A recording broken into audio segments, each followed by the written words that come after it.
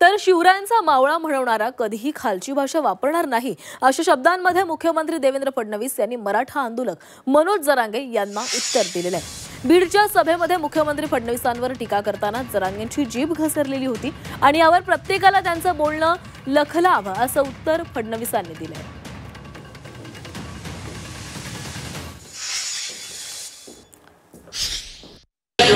त्याला विनाकारण जर टोकरीला मी सोडित असतात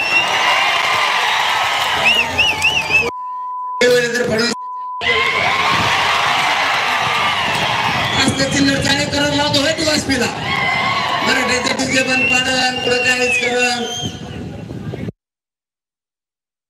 मी एवढंच म्हणेन की जो आपल्याला छत्रपती शिवाजी महाराजांचा मावळा मानत असेल तो कधीही खालची भाषा वापरणार नाही, कुठल्या स्त्रीबद्दल कोणाच्या आईबद्दल वाईट आणि चुकीचं बोलणार नाही आणि खरं तर त्या संदर्भात मी प्रतिक्रिया द्यावी हे मला योग्यही वाटत नाही। प्रत्येकाचं बोलणं त्यांना लखलाभ।